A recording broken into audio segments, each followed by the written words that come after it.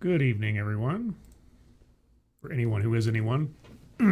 This was unplanned, if you can believe it. In fact, I'm so unplanned I have my headphones on in the right spot for comfort. I was like, why not? At the last second, let's do a State of the Union stream. So I've got the White House feed up, which, as far as I can tell, I am free to use at my leisure because taxpayer money pays for it, dang it. That's what I say. Until I'm told otherwise, or YouTube, zaps me for it. But either way, just for the heck of it. Let me get my streamer accoutrement going on here. I know that on like the C-SPAN stream or whatever, they've got all the people walking in and stuff, and I don't know if the president is already shaking hands or otherwise, but I just thought, what the heck? I got nothing else to do. Listen to what the president has to say. We'll see. But let's see, who's here? Yep, it's me. Hello. Shady Grin, hello. Noah Sentio, good evening. Kiro Soldier, hello. Found, hello. Testing, testing, testing. Anybody hearing me? I hope so. Got my microphone on. Yes. Testing, testing. Anybody hear me? If you have no sound, I don't know what to tell you. Tandamar, hello. Green Death, hello. All right, so this is live, yes? Yeah, okay. So it just hasn't gotten to the official start yet. But, yeah, so several Democrats have decided not to attend the State of the Union because throwing a tantrum and not fulfilling your constitutional duty is cool, I guess. Here we go. Mr. Speaker, Mr. the President of the United States. Woo, woo, woo, woo. So yes, for those of you that had any desire to listen to the president, but also wanted to have me along, because why not? Here I am, raucous like a hurricane. Also, Roasted Opinions, hello. Simon Willikins, hello. What are you doing streaming, Scribe? I was watching Sydney Wilson talking about Starfleet Academy and how bad it is. Well, I mean, I apologize for interrupting your celestial considerations, but let's see. We hear you. Okay. Just want to make sure. So if Yep, It's Me can't hear me, then I don't know. I don't know. Ostzan, hello. Yes, the yearly greatest TEDx talk America can put on. Maybe.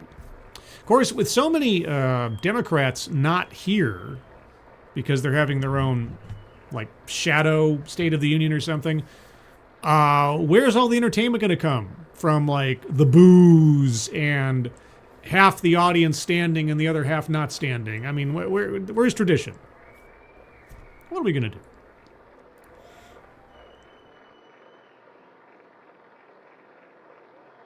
I think the U.S. hockey team, or most of the U.S. hockey team is there. I think a player or two decided to sit it out and protest or something, but more power to you, I suppose. Ro Khanna, his guest, or one of his guests, he decided to bring one of the Epstein recruiters. I was actually just watching, I mean, it's now a little dated given how much information's come out since, but the other day, for the first time, I was watching the Netflix documentary Dirty Money regarding Epstein, and this same lady, I believe, was on there talking about how, oh yeah, I mean, I was a victim of his. I was taken in at 16 and recruited like 40 different girls for him. And I'm like, maybe the first time or so you could be forgiven for being a kid or something. Maybe. But once you've hit 18 yourself and you start, no. But now she's a guest at the State of the Union because, both being a victim and an accomplice. Yeah. Anyway. Kiro Soldier, thank you so much. Democrats equal big babies and Karens. Well, they're definitely not doing themselves any favors. one of my senators decided to sit this one out.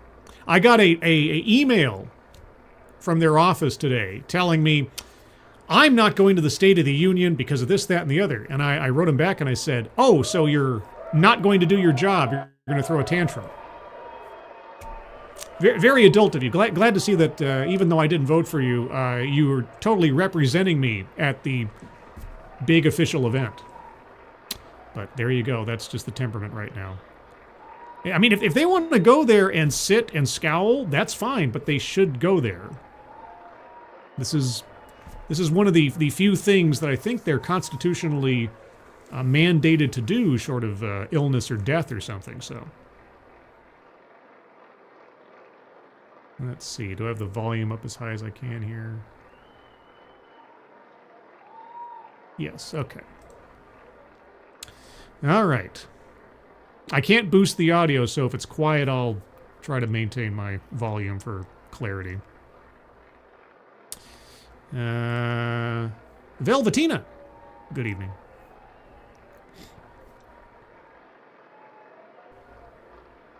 We'll see how loud it is when he starts talking. Of course, I don't have any control over it, so if it's ridiculously terrible audio, then this might be a short stream because I don't want to annoy anybody or myself. But come on, Donald, get to the mic. Get to the mic. The Dead Man, hello.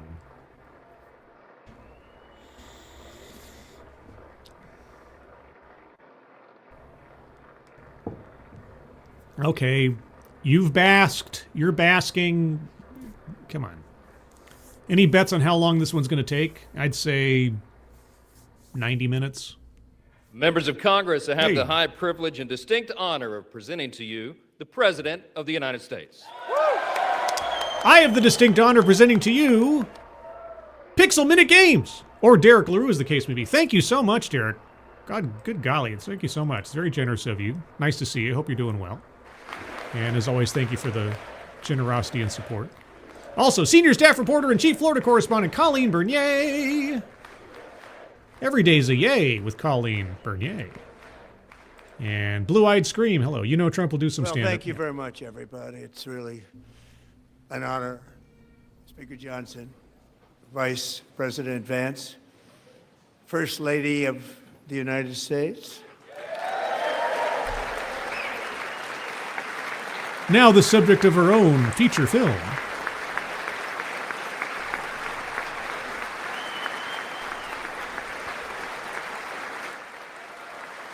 Yes. You have good taste, Handemar. Second Lady of the United States.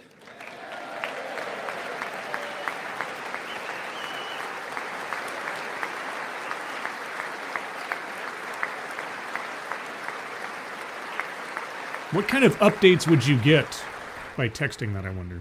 Members of Congress and my fellow Americans. Our nation is back, bigger, better, richer, and stronger than ever before.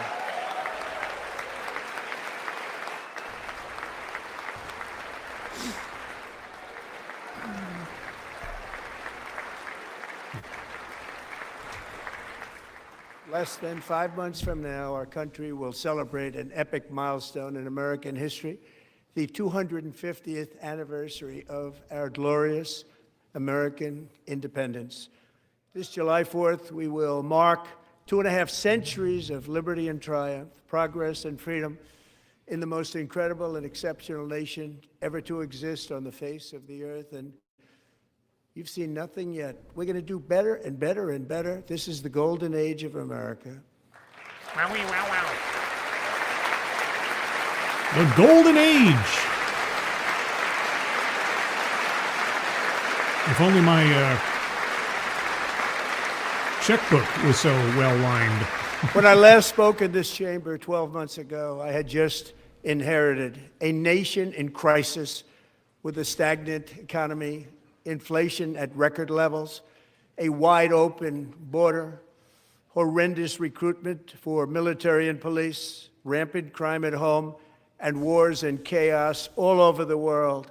But tonight, after just 1 year I can say with dignity and pride that we have achieved a transformation like no one has ever seen before, and a turnaround for the ages. It is indeed a turnaround for the ages. I mean, I'll give him credit on the border, for sure.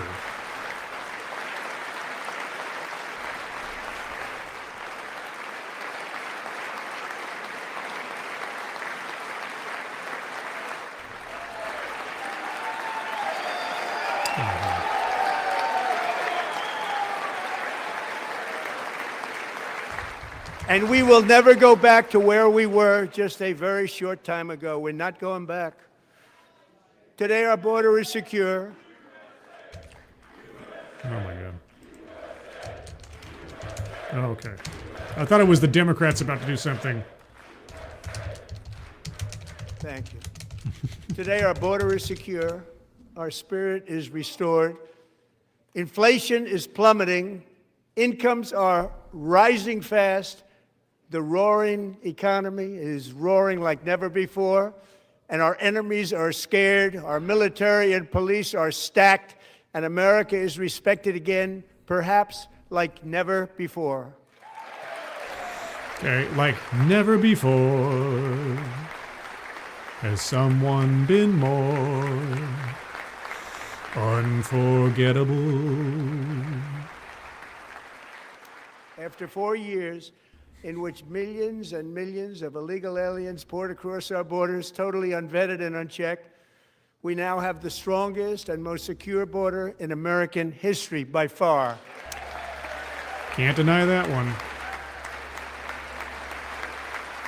Hi, Keeper Dam. Good evening. Hope you're good. In the past 9 months, 0 illegal aliens have been admitted to the United States.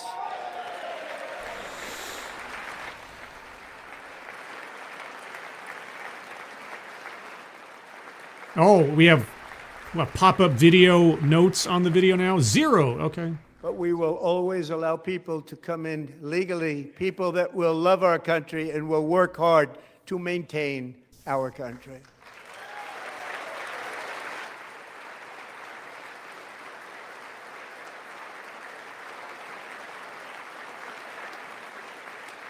I must have missed The it. I want flow of to see a deadly shot of the fentanyl Democrat across our side. border is down by a record 56% in 1 year. Mm-hmm.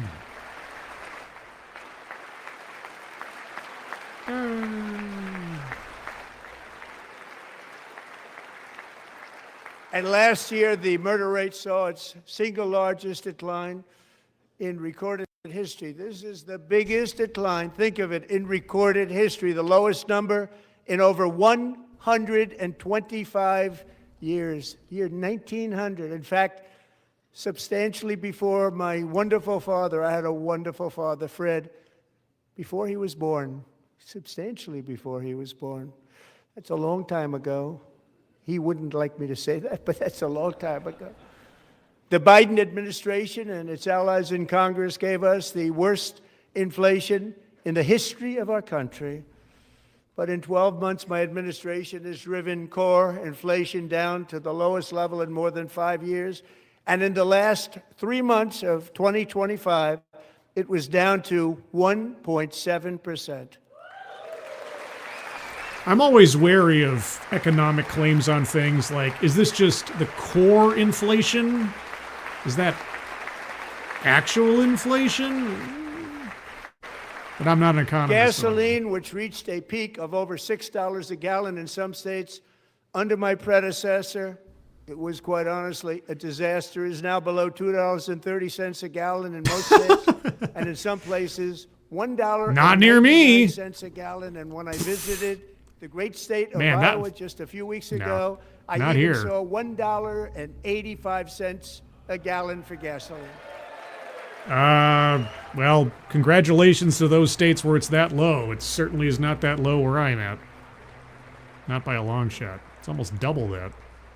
Mortgage rates are the lowest in 4 years and falling fast, and the annual cost of a typical new mortgage is down almost $5,000 just since I took office. 1 year.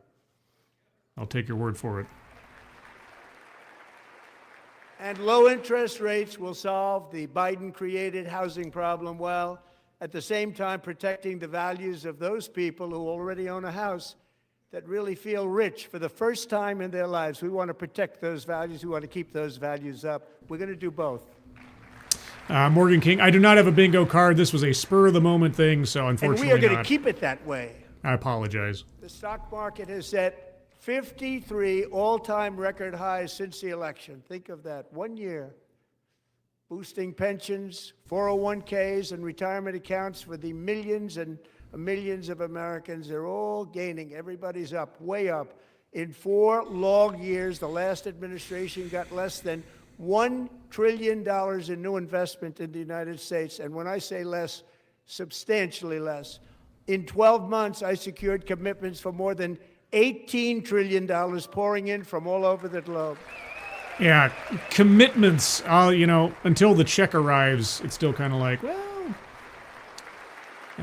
California suckers come to gas prices. Yep, certainly it does. Ohio, a little over Think $3. of it, much less than $1 trillion for 4 years versus much more than $18 trillion for 1 year. What a difference a president makes. Chicago Mike, yeah, I don't drive, but, gas prices still Short affect time ago, we were a dead country. the economy and things Now around me. we are the hottest country anywhere Uh-oh. in the world, the hottest.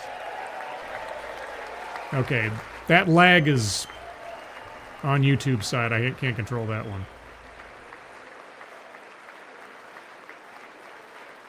Well, Sister Scribe does drive, and so does Mama Scribe. Thousands of new businesses are forming in factories, plants, and laboratories are being built. We have added 70,000 new construction jobs in just a very short period of time. Is he going to mention AI? Bigger and bigger and How much is he going to mention AI? Nobody can believe what they're watching. American oil production is up by more than 600,000 barrels a day, and we just received from our new friend and partner, Venezuela, more than 80 million barrels of oil. Oh my gosh. Hey, Ebony. Good evening. And Spoonie D. Rebel. There's not many places to drive. American Craters, natural mostly. Gas production is at an all-time high because I kept my promise to drill, baby, drill.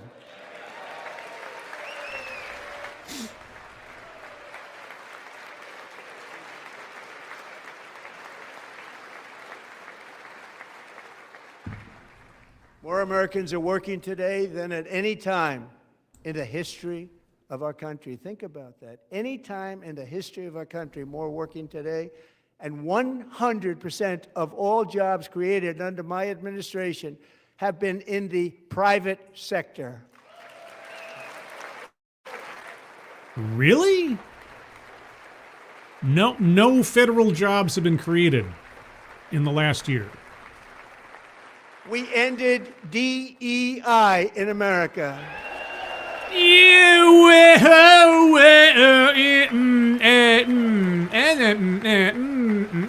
No, you didn't. No. We cut a record number of job-killing regulations, and in 1 year we have lifted 2.4 million Americans, a record, off of food stamps. Okay, yeah, eliminated DEI. No. You guys know that's not true. I do a show every week And for about all DEI. of these reasons, I say tonight, members of Congress, the state of our union is strong.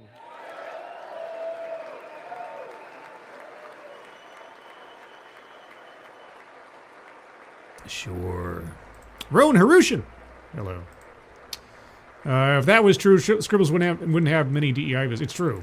Yeah, or stories every week about trying to maintain it and all that other stuff. Our country is winning again. In fact, we're winning so much that we really don't know what to do about it. People are asking me, I'm a comfy please, Mr. President, we're winning too much. We can't take it anymore. We're not used to winning in our country. Until you came along, we're just always losing, but now we're winning too much. And I say, no, you're going to win again. You're going to win big. You're going to win bigger than ever. And to prove that point, here with us tonight is a group of winners the hockey team who just made the entire nation proud. The men's gold medal Olympic hockey team. Come on in. I better not have heard any boos in there, because if you got something against Trump, fine, but do not boo the U.S. hockey team. Come on. Okay, it was USA or something. I heard some low tones in the background there. I thought, you better not be booing the hockey team. Stop it. Aside from how the Epstein files were handled, I have no major complaints about Trump. Epstein files, his pardoning, his seemingly reflexive pardoning of convicted fraudsters has really bugged me. The Binance guy, Trevor Milton from Nikola. There's been a couple others that escape me right now, but he's really taken a shine to people who are literally convicted fraudsters and just giving them pardons or commutations.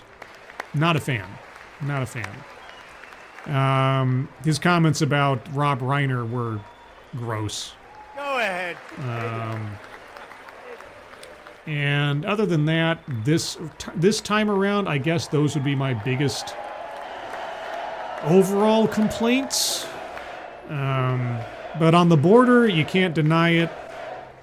I can't fault him for his DEI activities and actions, save that I'm waiting for actual consequence to befall the private sector. Actual consequences befalling educational institutions would have been nice. It's the first time I've ever seen them get up. Yeah, Actually, not all of them did get up. Yeah, there you go. Good job. They beat a fantastic Canadian team in overtime, as everybody saw, as did the American women who will soon be coming to the White House. Will they?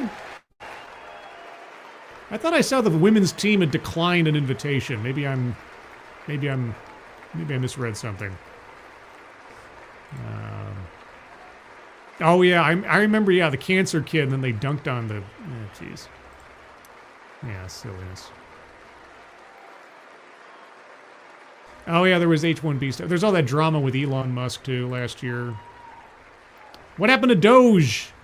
You gonna talk about Doge? All the money we saved? They were in the Oval Office before, and I just want to say a second very big congratulations to Team USA. But I have to say that, and I told them this, and we took a vote of the team. I said, anybody votes no, I'm not doing it.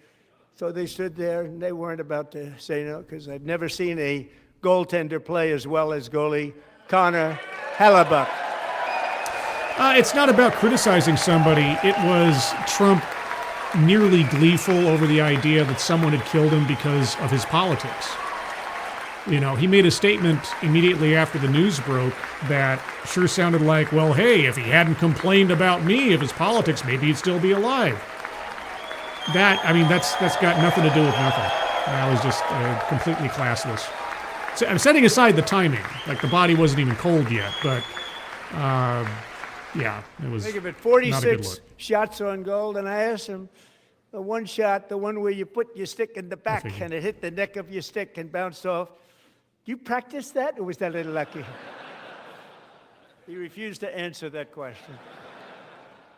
But I just want to tell you that the members of this great hockey squad will be very happy to hear, based on their vote and my vote, and in this case, my vote was more important, that I will soon be presenting Connor with our highest civilian honor, which we will be given, and which has been given to many athletes over the years. Presidential Medal of Freedom? Many, not too many, like 12. It's called the highest civilian honor in our country, the Presidential Medal of Freedom. Oh. Hey, it's Stygian Dogs. Hey, Stygian Dogs. Oh, did you see my Chuck Dixon book collection on my Twitter feed today? I got my two Chuck Dixon Conan books on there. One of them is completely, I guess, moratorium, can't find it anymore. But now I got my John Carter book, too. Great athletes have gotten that, very great, the best, and I thought he deserved it. And I did take a vote, every single one of them. I said, I'm not giving it if anybody goes no, and every single one of them rapidly put up their hand. So I want to thank you all. What a special job you did, what special champions you are. Thank you very much. No. Yeah, if there's one portion of the speech that nobody reasonably can decline on, it's congratulating the hockey team. 'Cause that was something else. And I have a little bit of an affinity for hockey.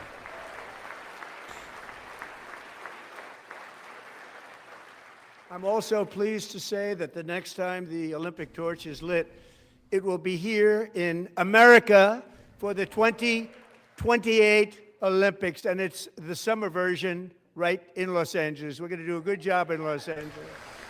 L.A. in the summer. Oh, boy. I see protests in our future. Of course, you know, in L.A. you could say that any day of the week. You'd probably be right. And Los Angeles is going to be safe, just like Washington, D.C. is now one of the safest cities in the country. Oh, I can't wait for you to get Karen Bass to work with federal agencies to lock down L.A. during the course of the Olympics. And I must say, I got them both. I got them in my first term, and I was disappointed because I didn't think I'd be the president when this happened. But strange things took place, and now I've got them because I got the Olympics and I got the 2026 FIFA World Cup, and I wanted to claim the 250th, but I didn't get away with that one. I couldn't claim that one for myself. But we're getting the World Cup, so we have the World Cup and the Olympics coming, and that is exciting news.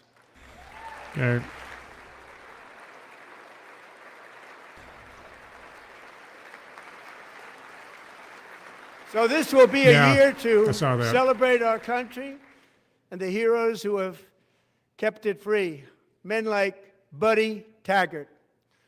At age 17, Buddy volunteered to defend America in World War II, serving in the Pacific under the great General Douglas MacArthur. Are the Democrats going to sit down for this one? Battle of Manila, worked so hard. He was badly wounded and almost killed by enemy machine guns in Luzon. And 81 years ago this month, he liberated the largest internment camp in the Philippines, one of the largest anywhere in the world. But he earned many honors, including a Purple Heart and a Bronze Star, came home, started a family, and tonight he is in the gallery looking forward to July 4th, 2026, his 100th birthday. Wow. Hey, looking good.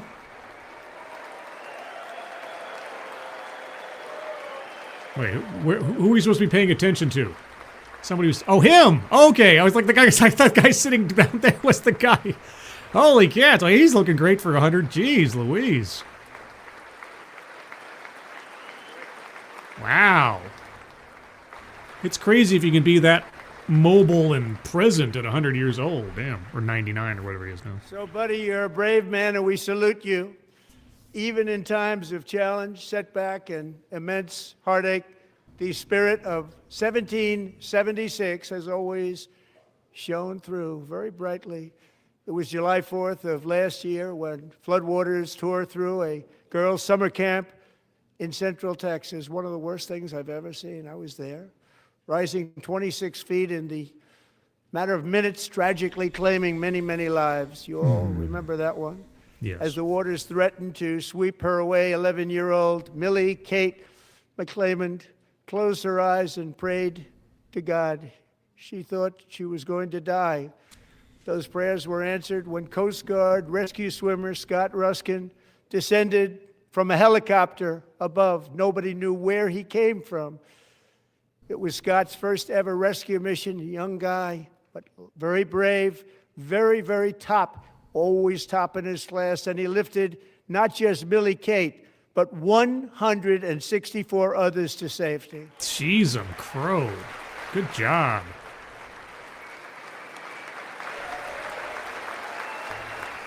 Man. Get a camera on him. Where is he? Okay. Wow. Crazy. That's great. Good job.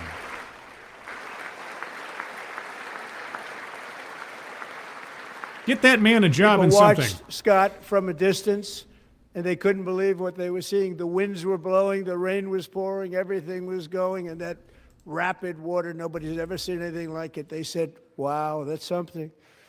Tonight, Scott and Millie Kate are here together, reunited for the very first time. Thank you, Scott, Millie Kate. That's a great story. Angelverse, hello. Susano Alarishar, hello. Tyrannus, if I didn't say hello, hello. Who else we got? Blitz, good evening. Updates from the White House about what? And Petty Officer Ruskin, I'm pleased to inform you that I am now awarding you the Legion of Merit for extraordinary heroism, which is what it was, extraordinary heroism. Thank you. Good. Oh, wow. Right there. In the audience, like, here you go. See, now, I would have had a ceremony like usual in front of a press I'd like conference to have kind of the thing, military aide to please come down and take care of the service. Military aid, thank you very much. Take care of that very important service. Thank you very much. From 1776 to today, every generation of Americans has stepped forward to defend life, liberty, and the pursuit of happiness. Pursuit, yes. And they're really doing it for the next generation. But now it's our turn. Together we're building a nation where every child has the chance to reach higher and go further, where government answers to the people, not the powerful, and where the interests of hardworking American citizens are always our first and ultimate concern. Really? That is the debt we owe to the heroes who came before us, and that is the promise we must keep to America for our 250th year. Last year, I urged this Congress to begin the mission by passing the largest tax cuts in American history, and our Republican majorities delivered so beautifully. Thank you, Republicans. Okay. And tell me that the tax cuts were paid for by Doge activities, right? Or was it the tariffs? All Democrats, every single one of them, voted against these really important and very necessary, massive tax cuts. Uh-oh. Uh-oh, contentious. Kirsten Scholl, hello. And They Filio, wanted hello. large-scale tax increases to hurt the people instead.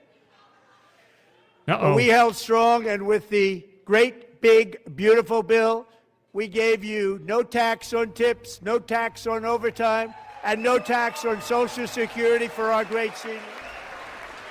Hello, Ophelia. They can't boo the no tax on tips thing because Kamala was singing the praises of that during the campaign too, so they better not be booing on that one. And we also made interest on auto loans tax deductible the first time, but only if the car is made in America. Yeah, what happened to those $2,000 dividend checks from Doge activities, right? Still waiting for mine. How about you? Probably not going to mention that. I'm guessing not. Recently in Pennsylvania, I met Megan Hemhauser, a devoted mom who's homeschools her children, beautiful, 2 children, during the day while waiting tables at night as her husband works overtime, Bye, Kiro Soldier. operating Have a good very night. heavy equipment. Megan is here this evening, and she's happy to tell you that she is so much richer because with no tax on tips, no tax on overtime, and our expanded child tax credit done again by Republicans, I thought Megan somebody and said you her were leaving. husband will My take bad. home more than $5,000 extra just for the year, cutting her tax bill in more than half. Okay. I'm happy for her. Megan, please stand up. We're fighting for you, Megan. I guess that's her. Hi, Megan. Thank you, Megan. Thank you, Megan. We're fighting for you, Megan. Under our bill, parents like Megan can also activate their children's brand new Trump accounts. And I didn't name it. I did not name it. I did not name that. I must have missed this one. What's a Trump account? Nobody believes me, but I did not name it. It was named by a very tall man sitting right there in the third row. Uh-huh. Nice man, a good man. Tax-free investment accounts for every American child. This is something that's so special and has taken off and gone through the roof. Oh. Millions will be pre-funded courtesy of the U.S. Treasury and private individuals like Michael and Susan Dell, who have donated $6.25 billion to fund the Trump accounts for 25 million American children. Damn. Okay. They're great people. I hadn't heard that, Ebony, but I could believe it. I could believe that threats, or, I mean, was this just another threat, or is this somebody, like, made a move? I asked Michael Dell, how do you make all that money? He said, I heard about that. Well, I just sat on my dorm in school, and I made computers, and I'd sell them to people. And I just kept selling and selling and selling, and pretty amazing story. That's called the American dream. He sold a lot of computers, a lot of those laptops. So I congratulate him on that, but I really thank him and Susan, as well as others like Brad Gerstner. How old must one be to get one of these Trump accounts? From the beginning, Brad Gerstner. Thank you, Brad. I assume I don't qualify. You have to be this tall to qualify for a Trump account, I assume.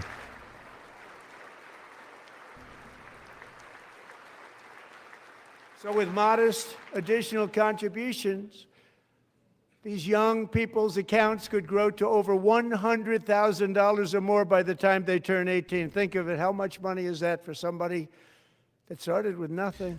How much is that going to be actually worth by the time they're 18? In in the economy we've got. Go to TrumpAccounts.gov. TrumpAccounts.gov. And a lot of you heard it, people are guys. doing it. It's setting every record in the book. It's popular. I'll have to They knew what was going tell to Satsus what and get was one going set up to for take. Aaliyah. I'm so proud of them. I'm so Adam proud Nixon, of the hello. people that got it started. And now it's just taken off. One of the primary reasons for our country's stunning economic turnaround, the biggest in history, where the Dow Jones broke 50,000 4 years ahead of schedule. 50,000. The S&P hit 7,000. The Dow That Jones wasn't broke supposed to do it for $50,000, many guys. years. Or 50,000. Were tariffs. I used these tariffs, took in hundreds of billions of dollars. And the to Supreme make Court's great sitting in front of deals him. What's for he our going to country, say? both economically and on a national security basis. What's he going to say? Everything was working well. Countries that were ripping us off for decades are now paying us hundreds of billions of dollars. They were ripping us so badly, you all know that. Everybody knows it. And Even then the Democrats know it. They just don't want to say it. And yet these countries are now happy, and so are we. We made deals. The deals are all done. And they're happy. They're not making money like they used to, but we're making a lot of money. There was no inflation, tremendous growth, and the big story was how Donald Trump called the economy correctly, and 22 Nobel Prize winners in economics didn't. They got it totally wrong. They got it really wrong. And then just 4 days ago, an unfortunate ruling from the United States Supreme Court. It just came down. It came down. Very unfortunate. They're right in front of you. What are you going to say? But the good news is that almost all countries and corporations want to keep the deal that they already made, right, Scott? Knowing that the legal power that I, as president, have to make a new deal could be far worse for them, and therefore they will continue to work along the same successful path that we had negotiated before the Supreme Court's unfortunate involvement. So despite the disappointing ruling, these powerful country-saving, it's saving our country, the kind of money we're taking in, peace-protecting. Many of the wars I settled was because of the threat of tariffs. I wouldn't have been able to settle them without. Will remain in place under fully approved and tested alternative legal statutes. And they have been tested for a long time. They're a little more complex, but they're actually probably better, leading to a solution that will be even stronger than before. Congressional action will not be necessary. It's already time-tested and approved. And as time goes by, I believe the tariffs paid for by foreign countries will, like in the past, substantially replace the modern-day system of income tax, taking a great financial burden off the people that I love. So basically, Supreme Court, your decision was irrelevant. We're already on our way, and what you did has no meaning whatsoever. Right? I guess. Moving forward, factories, jobs, investment, and trillions of dollars will continue pouring into the United States of America because we finally have a president who puts America first. Put America first. I love America. Right.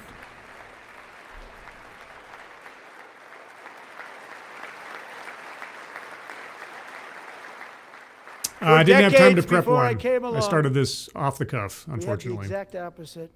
From trade to healthcare, from energy to immigration, everything was stolen and rigged in order to drain the wealth out of the productive, hardworking people who make our country great, who make our country run.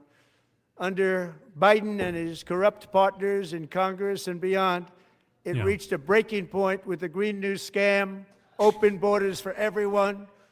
They poured in by the millions and millions from prisons, from mental institutions. They were murderers, 11,888 murders. They came into our country. You allowed that to happen. And record-setting inflation that cost the typical family $34,000 in just a speck of time. Now the same people in this chamber who voted for those disasters suddenly use the word affordability, a word they just used it. Somebody gave it to them, knowing full well that they caused and created the increased prices that all of our citizens had to endure. You caused that problem. You caused that problem. Ooh, burn! Burn! Oh, no applause. Oh, wait, look. Yeah, who's standing and who's not? Oh, boo. Boo. Except most of them are off at their own private party. They knew it. They knew their statements were a dirty, rotten lie. Their policies created the high prices. Our policies are rapidly ending them. We are doing really well. Those prices are plummeting downward. I hope that's all true. $1,000 start from the government with matching contributions and early withdrawal The penalties. price of eggs Okay. is down 60%, Madam Secretary. Thank you.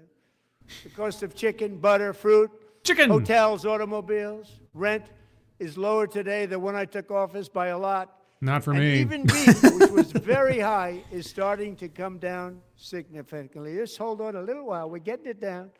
And soon you will see numbers that few people would think were possible to achieve just a short time ago. I hope so. Nobody can believe when they see the kind of numbers, and especially energy, when they see energy going down to numbers like that, they cannot believe it. It's like another big Hope it carries tax over cut. into my world. That's all I'm saying. I'm also confronting one of the biggest ripoffs of our times, the crushing cost of health care caused by you. Since the passage of the Unaffordable Care Act, sometimes referred to as Obamacare, big insurance companies have gotten rich. It was meant for the insurance companies, not for the people.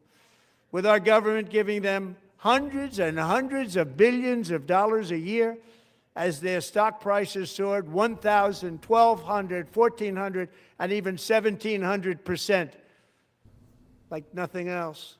That's why I introduced the great health care plan. I want to stop all payments to big insurance companies and instead give that money directly to the people so they can buy their own health care, which will be better health care at a much lower cost. I'll believe it when I see it. And when it actually passes. In addition, my plan requires maximum price transparency. That's a big deal. Sounds so simple, so big. Now, the midterms And I will did that in determine my first whether term, any of and the this will happen. Democrats immediately terminated it with full knowledge that they were doing a very bad thing for the people. Costs were going to go way up, and that's what happened, and now I'm bringing them way down on health care and everything else. I'm also ending the wildly inflated cost of prescription drugs like has never happened before. Again, I hope that's true. But how's it going to be paid for, and will it even happen if the midterms don't go your Other way? presidents then what? tried to do it, but they never could. They tried. Most didn't try, actually. But they tried. They said they tried. They couldn't do it. They didn't even come close. They were all talk and no action, but I got it done. Under my just enacted most favored nation agreements, Americans who have for decades paid by far the highest prices of any nation anywhere in the world for prescription drugs will now pay the lowest price anywhere in the world for drugs. Anywhere. The lowest price. Well, this is all still a plan, right? It's not something that's happened, correct? So in my nice idea. first year of the second term, should be my third term, but Jesus. strange things happen. Oh, I took prescription drugs, a very big part of healthcare, from the highest price in the entire world to the lowest. That's a big achievement. just The repeated result yourself. is price differences of 300, 400, 500, 600% and more, all available right now at a new website called TrumpRx.gov. And I didn't name that one either, by the way. Sure. Well, you have minions to do that for you. It's all about branding. And here tonight is the very first customer ever to get that big discount, and it is big. How big? Catherine Rayner. How big is For it? 5 years, she and her husband have struggled with infertility, and they turned to IVF. Okay. One drug has been costing Catherine $4,000 to purchase. But a few weeks ago, she logged onto the Trump RX website and got that same drug that cost $4,000, got it for under $500, a reduction of much more, actually, than $3,500. Catherine, we are all praying for you, and Really? you're going to be a great mom. How about, like, more common drugs?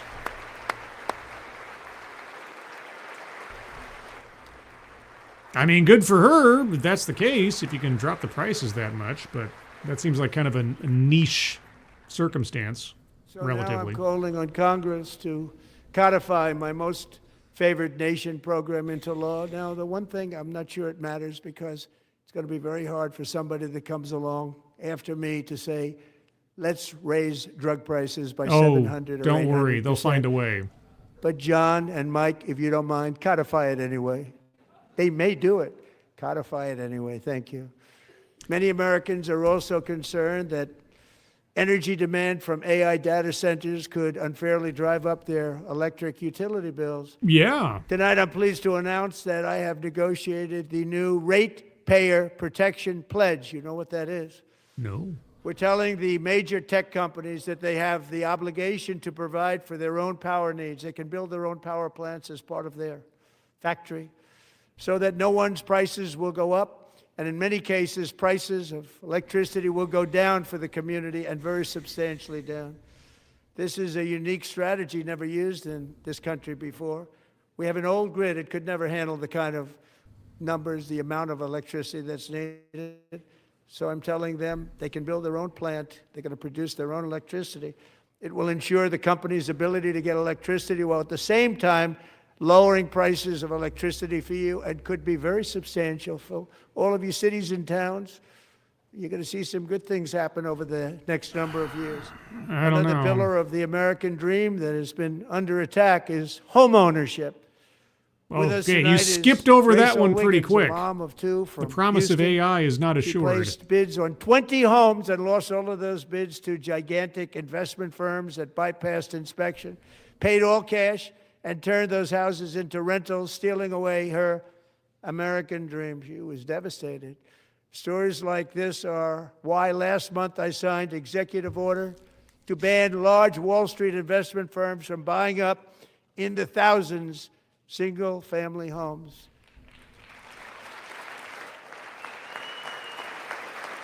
Yeah, he just skimmed right over that whole electricity plan. I mean, it sounds great. I'm Now sure I'm there are asking some Congress caveats. to make that ban permanent because homes for people, really, that's what we want. We want homes for people, not for corporations. Corporations are doing just fine. Raysel, thank you very much. Good luck with your home. You'll get one soon.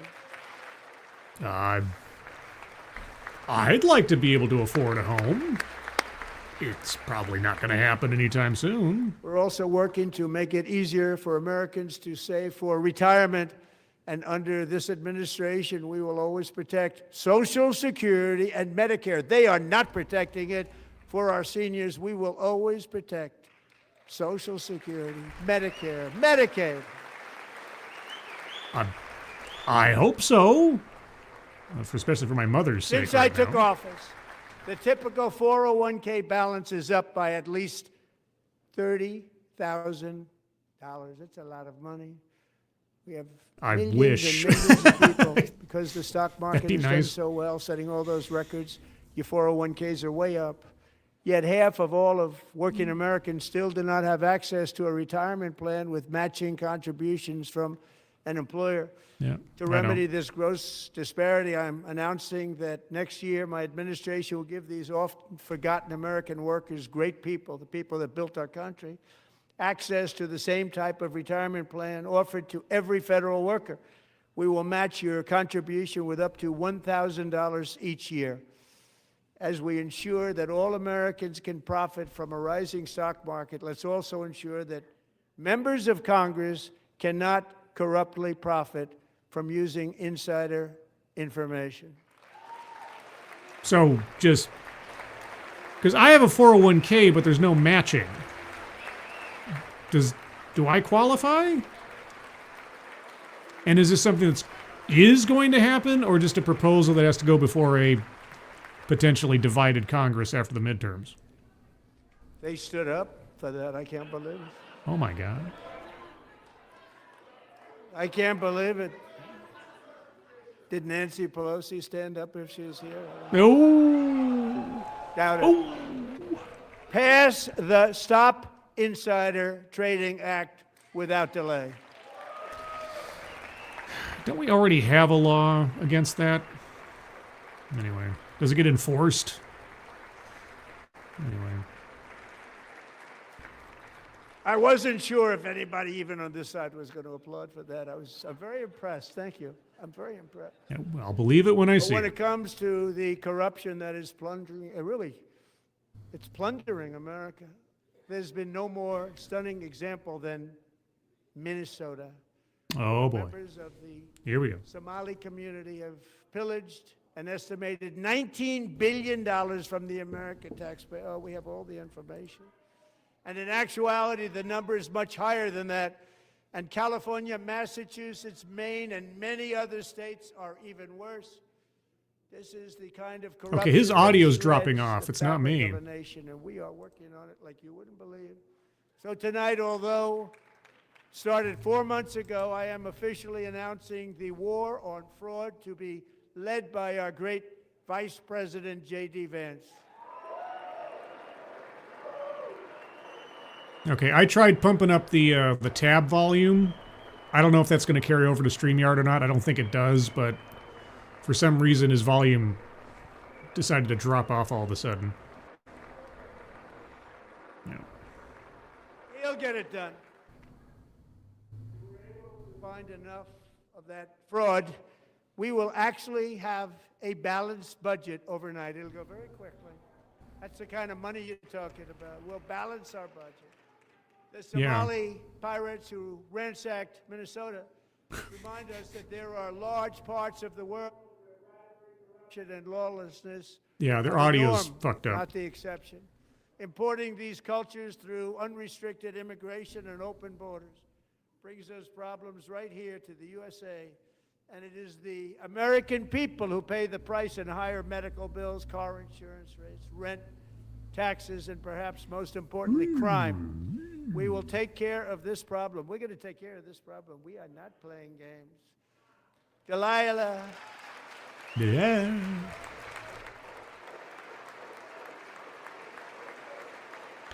Yeah, like I say, with everything, it's like it's great to point these things out. When do the consequences befall anybody Delilah meaningfully? Colburn was only 5 years old in June 2024 when a 18-wheel tractor trailer plowed into her stopped car traveling at 60 miles an hour or more.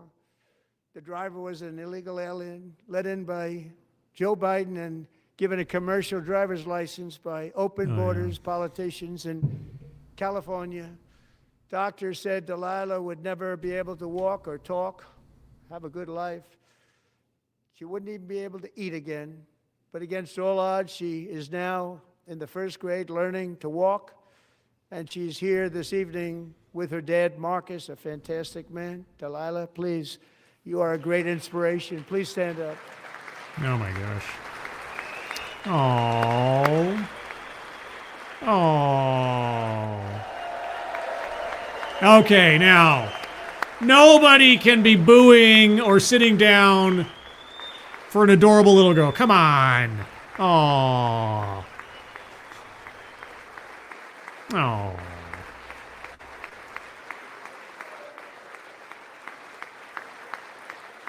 Okay.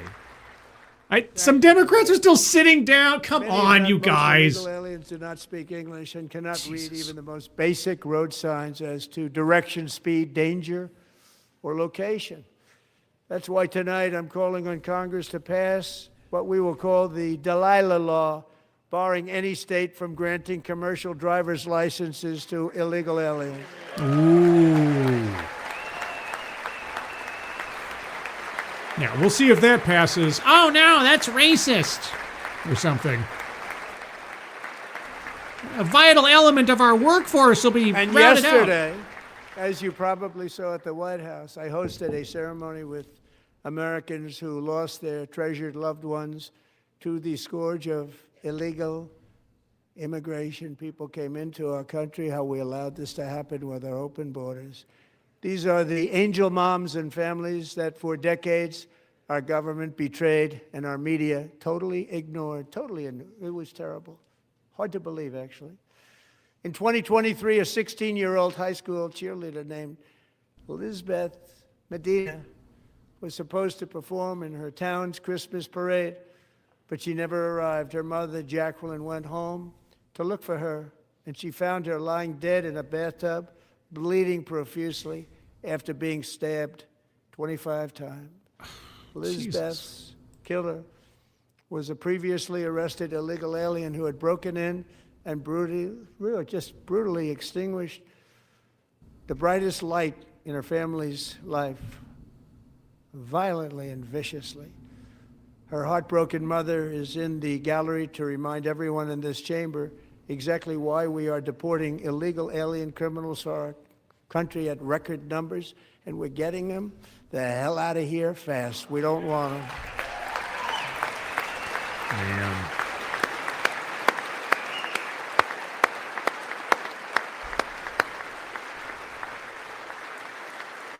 That's fucking...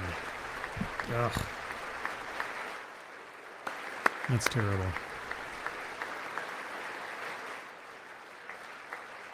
Thank you very much, Jacqueline. Thank you. We can never forget that many in this room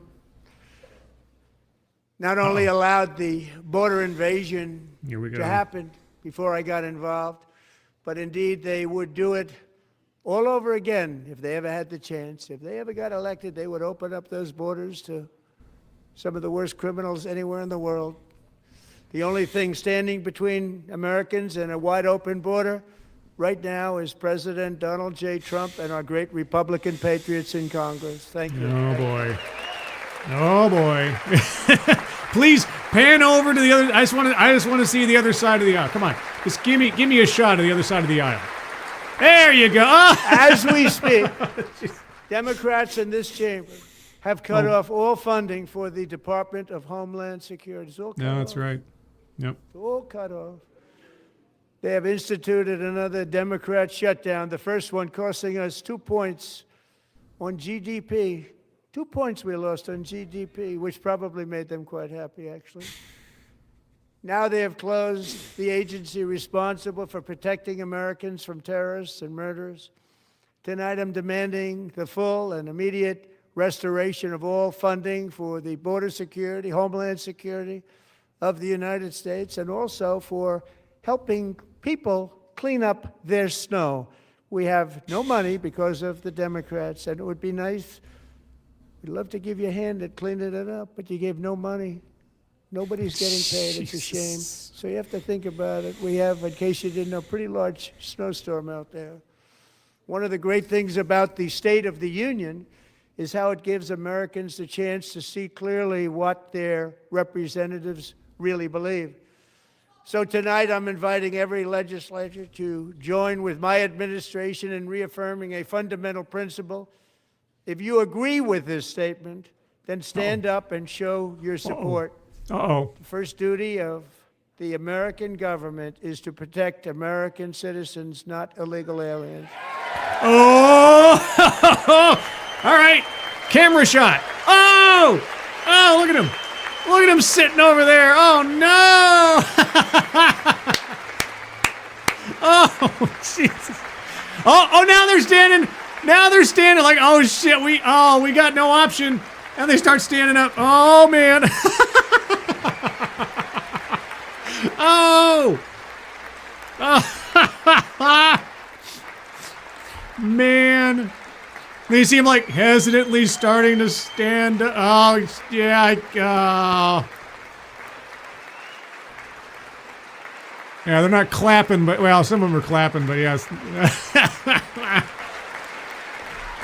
That's great.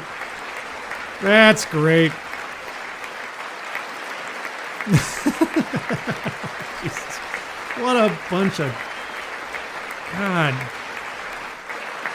Come on, guys. Come on.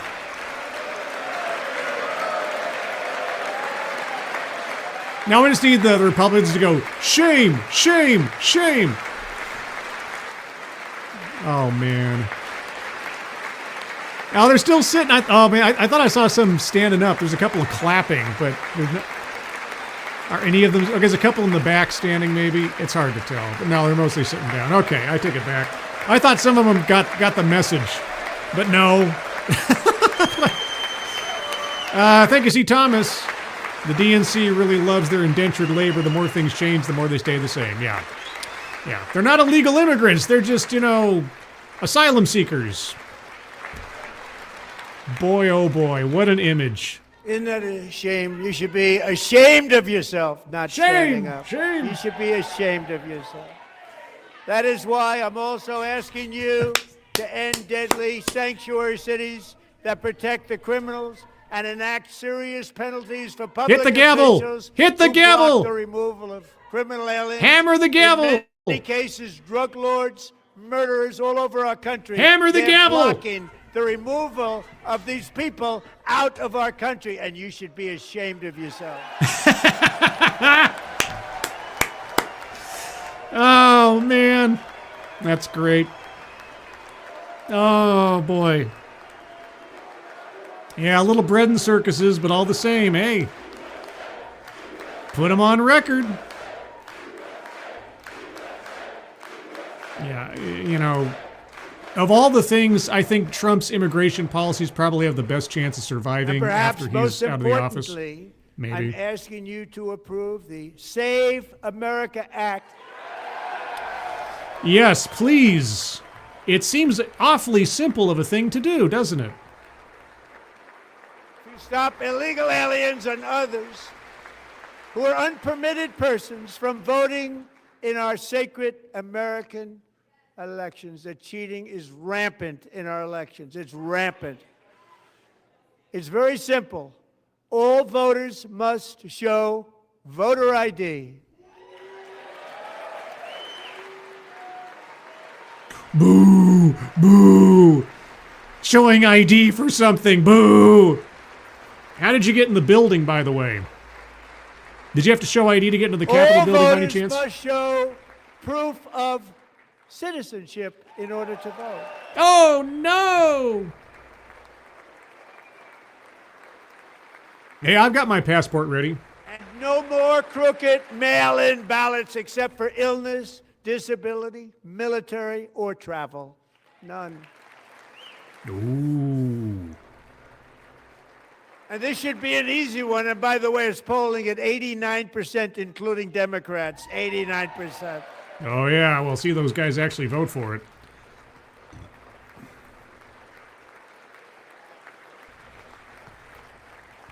And even the new communist mayor of New York City, I think he's a nice guy, actually. We come along. Bad policy, but nice guy. Just said they want people to shovel snow. They got hit hard. Wants them to shovel snow, but if you apply for that job, you need to show 2 original forms of ID and a Social Security card. What? Yet they don't want identification for the greatest privilege of them all, voting in America. No, it's no good. No good. Both Republicans and Democrats overwhelmingly agree on the policy that we just enunciated. And Congress should unite and enact this common sense, country-saving legislation right now, and it should be before anything else happens. Oh, boy. And they're still sitting. The flowers are still sitting. Well, it'd be nice. I'll believe it when I see it, kind of thing, you know. The reason they don't want to do it, why would anybody not want voter ID? One reason, because they want to cheat. There's only one reason. They make up all excuses. They say it's racist. They come up with things you almost say, what imagination they have. They want to cheat, they have cheated, and their policy is so bad that the only way they can get elected is to cheat. And we're going to stop it. We have to stop it, John. Oh, boy. John Thune, what are you going to do, Thune? What are you going to do, Thune? And here is one more opportunity to show common sense in government. In the gallery tonight are Sage Blair and her mother, Michelle. In 2021, Sage was 14 when school officials in Virginia sought to socially transition her to a new gender, treating her as a boy and hiding it from her parents. Here we go. Believe, isn't it? Before long, a confused Sage ran away from home after she was found in a horrific situation in Maryland. A left-wing judge refused to return Sage to her parents because they did not immediately state that their daughter was their son. Sage was thrown into an all-boys state home and suffered terribly for a long time. But today, all of that is behind them because Sage is a proud and wonderful young woman with a full-ride scholarship to Liberty University. Sage and Michelle, please stand up. Sure, why not? Oh, boy. Are the people on the other side of the aisle, are they clapping for this? Probably not. How dare she not be a boy? Yep, they're all sitting. Thank you for your great bravery. And who can believe that we're even speaking about things like this? 15 years ago, if somebody was up here and said that, they'd say, what's wrong with him? But now we have to say it because it's going on all over numerous states without even telling the parents. But surely we can all agree no state can be allowed to rip children from their parents' arms and transition them to a new gender against the parents' will. Who would believe that we're even talking about this? We must ban it, and we must ban it immediately. Oh, boy. Do you have a proposal? Do you have a law you're pushing? Look, nobody stands up. These people are crazy. I'm telling you, they're crazy. Jesus. Oh, man. You know, if he just spent the next 30 minutes doing nothing but ripping on the Democrats, he'd win a third election. We're lucky we have a country. With people like this, Democrats are destroying our country, but we've stopped it just in the nick of time. Jesus. Oh, boy. Oh, boy. No one cares more about protecting America's youth than our wonderful First Lady, now a movie star. She's a movie star. Can you believe it? Oh, Who would boy. have believed that?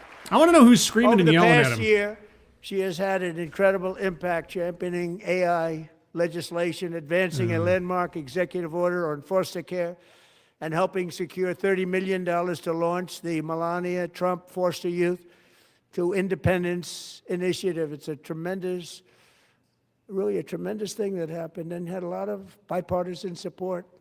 She gets much better bipartisan support than I do. I get none. She gets a lot. Someday you're going to have to tell me how you did that.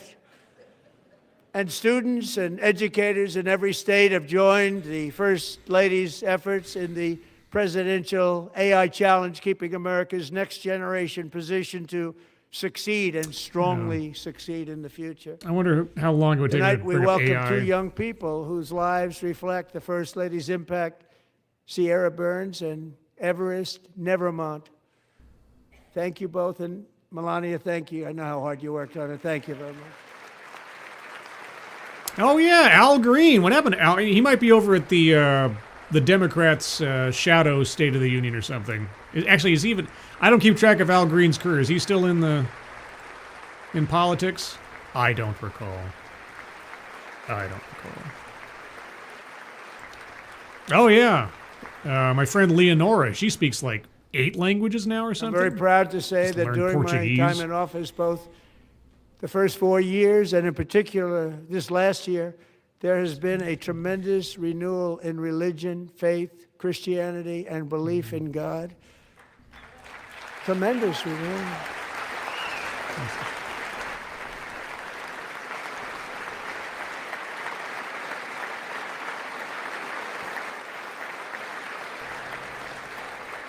This is especially true among young people, and a big part of that had to do with my great friend, Gotcha. Charlie Kirk, a great guy, great guy. Oh, boy.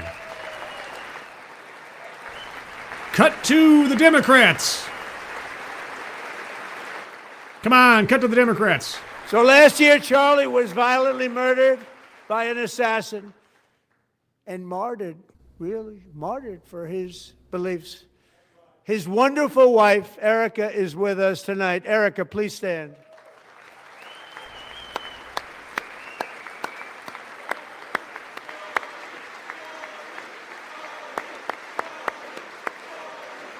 Oh.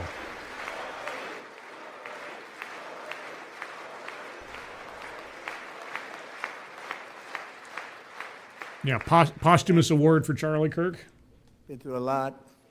In Charlie's memory, we must all come together to reaffirm that America is one nation under God, and we must totally reject political violence of any kind. Okay, now, do the Democrats sit down for that one? Okay, all right. At least some of them are standing up. Some of them are standing up. We love religion, and we love bringing it back, and it's coming back at levels that nobody actually thought possible. It's really a beautiful thing to see. Above all, unleashing America's promise requires keeping our communities safe. We have made incredible strides, yet dangerous repeat offenders continue to be released by pro-crime Democrat politicians again and again. We are honored to be joined tonight by a woman who's been through hell, Anya Zarutska. In 2022, she and her beautiful daughter, so beautiful, what a beautiful young woman, Irina, fled war-torn Ukraine to live with relatives near Charlotte, North Carolina. And by the way, what's going on with Charlotte? Last summer, 23-year-old Irina was riding home on the train when a deranged monster who had been arrested over a dozen times and was released through no cash bail, stood up and viciously slashed a knife through her neck and body. Ugh. No one will ever forget. There were people on that train. No one will ever forget the expression of terror on Irina's face as she looked up at her attacker in the last seconds of her life. She died instantly. She had escaped a brutal war only to be slain by a hardened criminal, set free to kill in America, came in through open borders. Mrs. Zaretsky, tonight I promise you we will ensure justice for your magnificent daughter, Irina. Yeah, that video was...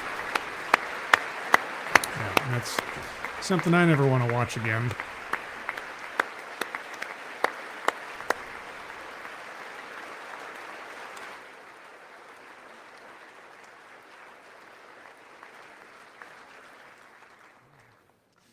How do you not stand? How do you not stand? I'm asking this Congress to pass tough legislation to ensure that violent and dangerous repeat offenders are put behind bars, and importantly, that they stay there. Yeah, tell that to the judges that keep letting them out over and over and over again because, oh, they're victims of society or something.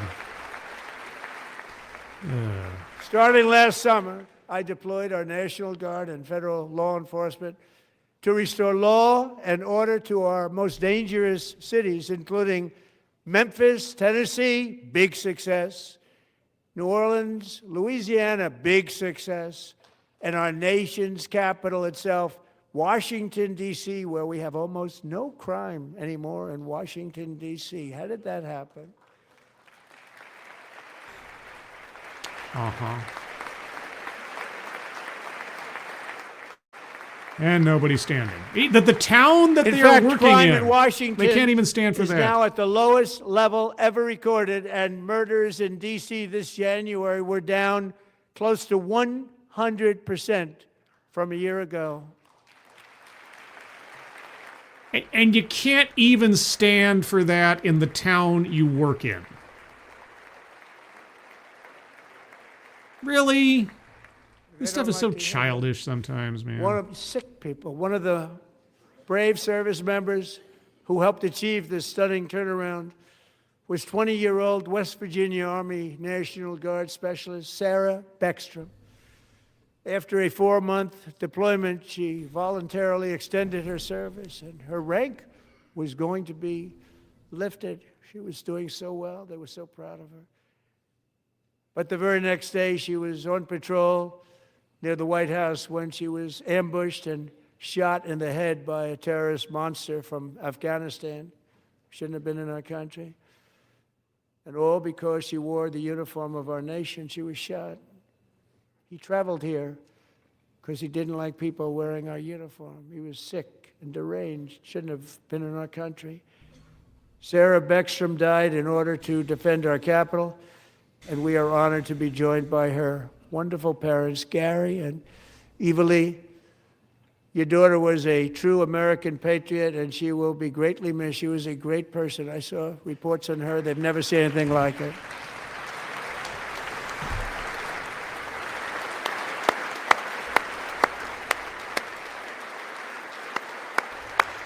Is the guy who survived the shooting, is he there, I wonder? I don't know. I assume he might be.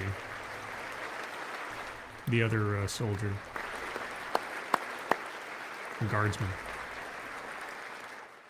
Democrats stand for that? Thank you very much. Some Democrats stood for that at A least. great young lady. I saw reports that were goodness. like, perfect. She was perfect. Serving alongside Sarah that day Right. was Staff Sergeant Andrew Wolf.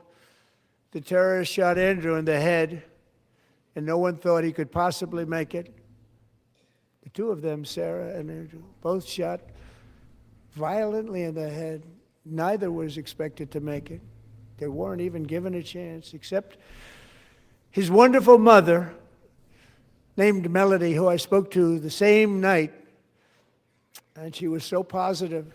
The doctors thought that Andrew was gone, but his mother said, no, Mr. President, Andrew will be fine. He's going to make it. I've never seen anything like it. I mean, he was given almost no chance. She said, I have no doubt, sir, he's going to be okay. This was a conversation that I had with her that night, with her son laying helplessly in bed, blood all over. Jeez, okay. Everybody is praying, she said, sir, He will be okay. The doctors Lay it on so didn't understand what she was saying. And after looking at the graphic on it. results of the damage done, neither did I. She was so strong and conclusive that even Andrew's great father felt she didn't really understand the gravity of the situation. But she turned out to be right. Right, Melanie? She turned out to be right. Okay, he is there. All right.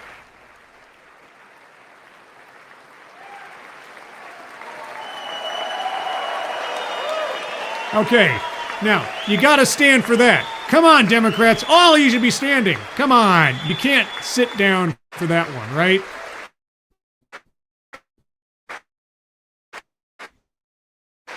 Right. Okay, it looks like some of them are. Hard to say.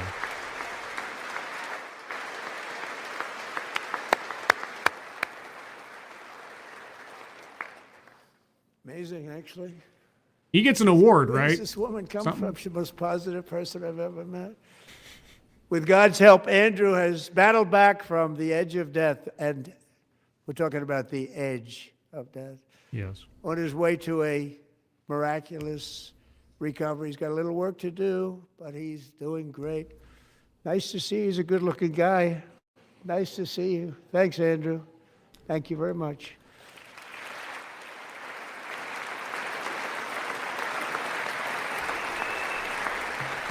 Yes. Okay, all right. Fair enough. Democrats, are you actually So, standing Andrew, up? while you're up, now I'm going to ask a highly respected General James Seward to present Staff Sergeant Andrew Wolf and the great family of Sarah Beckstrom with the award created by our late, great President George Washington himself. It's called the Purple Heart. That's good. That's good.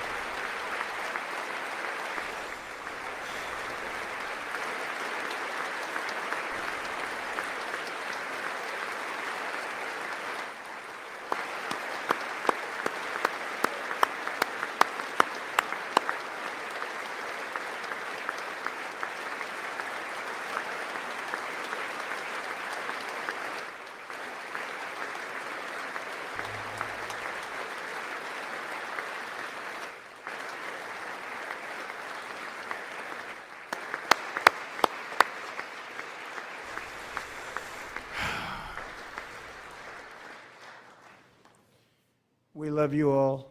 Love you. We're proudly restoring safety for Americans at home, and we are also restoring security for Americans abroad. Our country has never been stronger. In my first 10 months, I ended 8 wars, including Cambodia. Isn't it funny? Sick people. Cambodia and Thailand, Pakistan and India. Would have been a nuclear war. 35 million people, said the Prime Minister of Pakistan, would have died if it were not for my involvement. Kosovo and Serbia, Israel and Iran, Egypt and Ethiopia, Israel and Iran. Armenia and Azerbaijan, the Congo and Rwanda, and of course the war in Gaza, which proceeds at a very low level. It's just about there. And I want to thank Steve Witkoff and Jared Kushner for your help. Thank you, Steve. Thank you, Jared. I want to know, there's one lady over on the Democrat side that is particularly vocal. I can't tell who it is, but I'd be curious to know who keeps yelling at you lie and all that kind of stuff. Because when, what was it, Joe Wilson or whatever, And way I back also in the want day, to thank the yelled at Mandate Obama, Report, too. that was a big deal. Secretary of State Marco Rubio. Thank you, Marco. Marco. You think Marco's going to be running for president in 28? I think it's possible.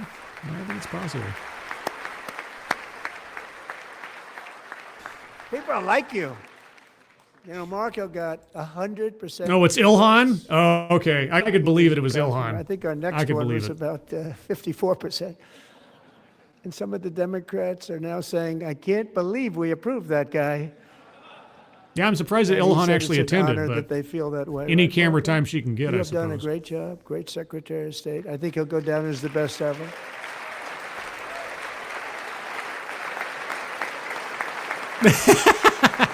Yes, stand for yourself, Marco. Little Marco. Under the ceasefire I negotiated, every single hostage, both living and dead, has been returned home. Can you believe that?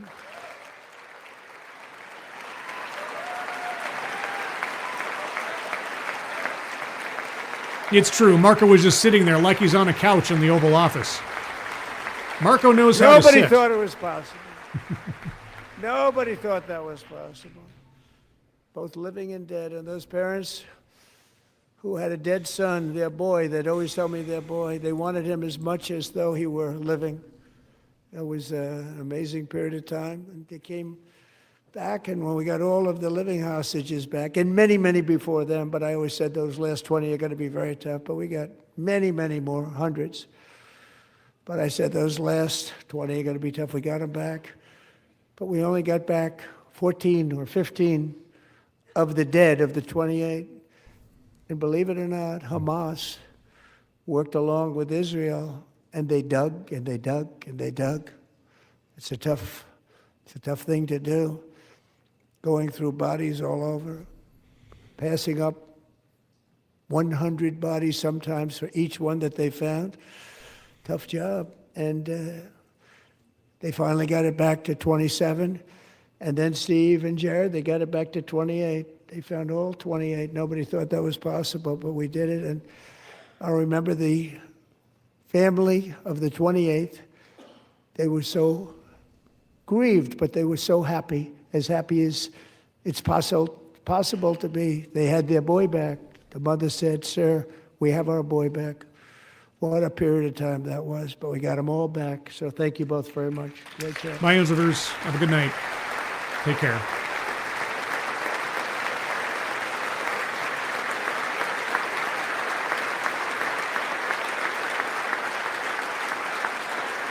And we're working very hard to end the ninth war, the killing and slaughter between Russia and Ukraine, where 25,000 soldiers are dying each and every month. Think of that, 25,000 soldiers are dying a month. A war which would have never happened if I were president. Would have never happened. As president, I will make peace wherever I can, but I will never hesitate to confront threats to America wherever we must. That's why in a breakthrough operation last June, the United States military obliterated Iran's nuclear weapons program with an attack on Iranian soil known as Operation Midnight Hammer. Did you, though? There's still some questions about how in total the destruction was, but okay. For decades, it had been the policy of the United States never to allow Iran to obtain a nuclear weapon. Many decades. Since they seized control of that proud nation 47 years ago, the regime and its murderous proxies have spread nothing but terrorism and death and hate.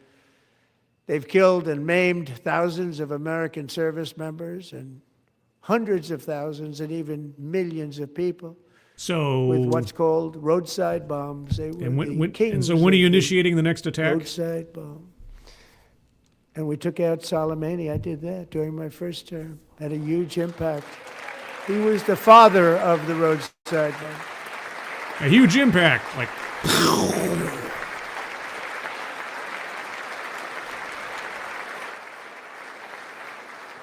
And just over the last couple of months with the protests, they've killed at least, it looks like, 32,000 protesters. 32,000 protesters in their own country. Is that the number? Wow. They shot them and hung them.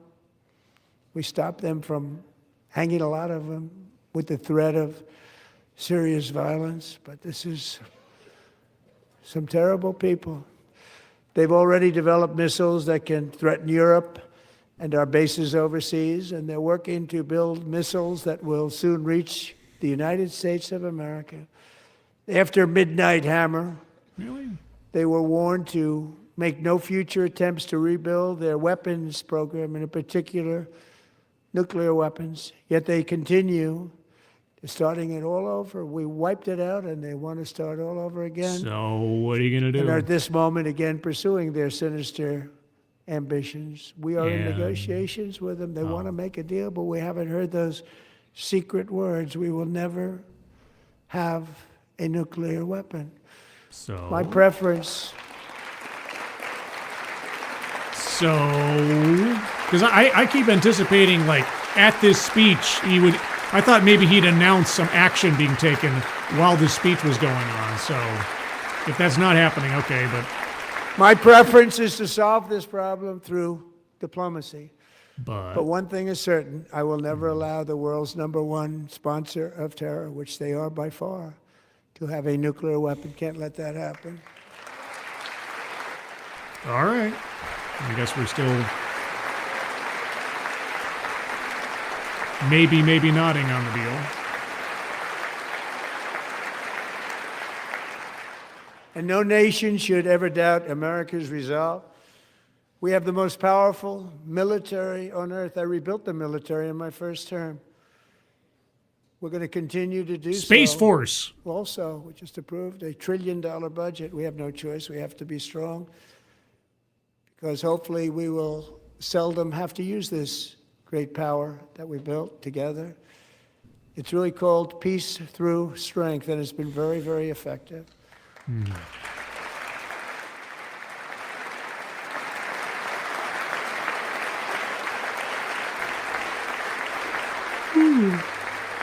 Excuse me. So thanks Sneaky. to Republicans in Congress, we're investing that record number of dollars, have no choice, in the United States Armed Forces. Also creating a lot of jobs, but we're not even doing it for that reason. Are they federal Because, as I jobs? said, we have more jobs, more people working today than ever before in the history of our country. And NATO countries are friends and allies. They are. They're our friends and they're our allies. Have just agreed, at my very strong request, to pay 5% of GDP for military defense rather than the 2%, which they Oh. weren't paying. We were paying for almost all of NATO. Now they're paying 5 as opposed to not paying 2. 5. Wow. Yeah, okay, at least there's a couple of Democrats who want to stand for that because you can't. And getting that 5% was something which everyone said would never be done, could not happen. We got it really easily with one meeting. Yeah, And, like, you don't do the this, difference we're not going to between back you 2% up. that's not paid, Okay. we were paying the freight of many of them. Very few were paid up. Yeah. Now 5%, then they're paid. And everything we send over to Ukraine is sent through NATO, and they pay us in full. They pay us totally in full. Every branch of our armed forces is setting records for recruitment. This is so exciting. And every service member recently.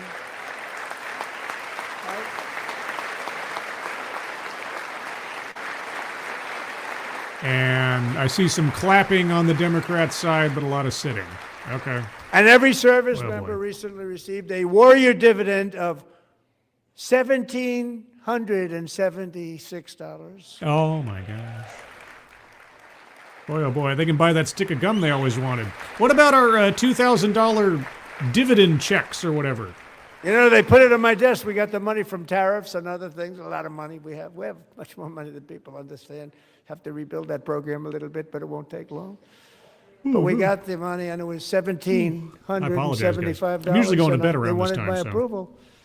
And I said, what's the number? $1,775. I said, wait a minute. For one more dollar, we can have $1,776. It's going to I said, we're going to figure that. I never asked anybody if we could afford it. One more dollar. I said, $1,776.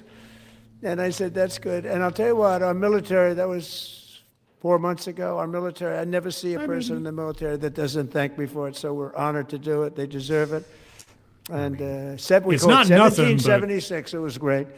And we love our military. We love our law enforcement. We love our firemen. You know, the firemen don't get mentioned enough. We love our firemen. We're also, Okay. Sure. Was that part of the speech?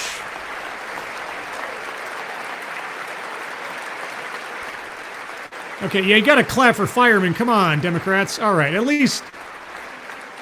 We're also restoring American security and dominance in the Western Hemisphere, acting to secure our national interests and defend our country from violence, drugs, terrorism, and foreign interference for years. Blowing up boats. Swaths of territory in our region, including large parts of Mexico. Uh-oh. Really large parts of Mexico. Mexico. Have been controlled by murderous drug cartels. That's why I designated these cartels as foreign terrorist organizations, and I declared illicit fentanyl as a weapon of mass destruction. And, like, my only curiosity from point to point is, are the Democrats going to stand for things that are not controversial? And with our new military campaign, we have stopped record amounts of drugs coming into our country and virtually stopped it completely coming in by water or sea. You probably noticed that. Kaboom! Very seriously damaged their fishing industry also. Nobody No. wants to go fishing anymore. We've also taken down one of the most sinister cartel kingpins of all. You saw that yesterday. In January. Well, I think it was 2 days ago now, but either way.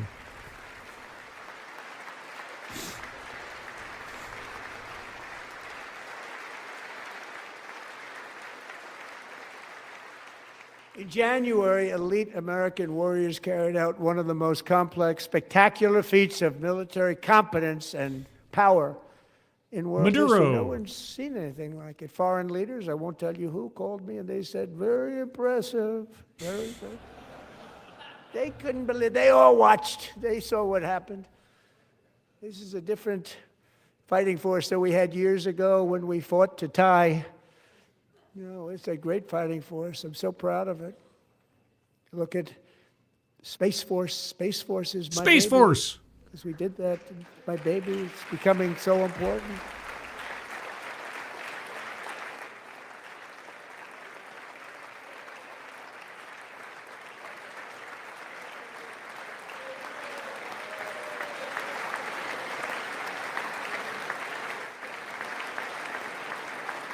And America's armed forces overwhelmed all defenses and utterly defeated an enemy, good fighters, to end the reign of outlaw dictator Nicolas Maduro and bring him to face American justice.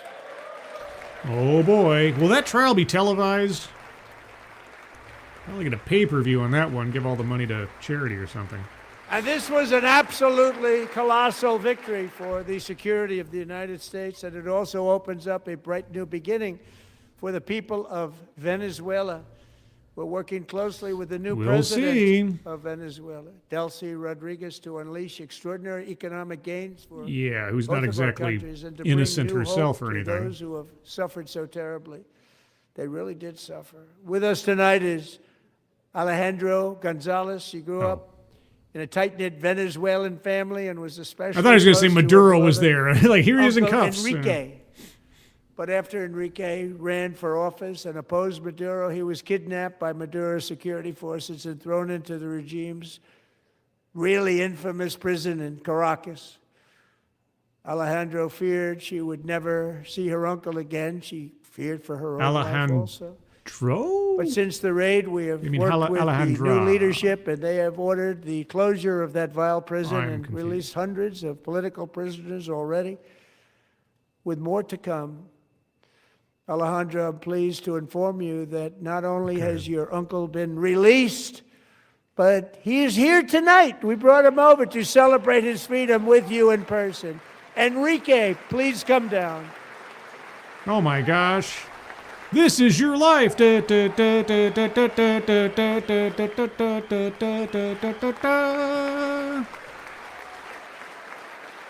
oh boy.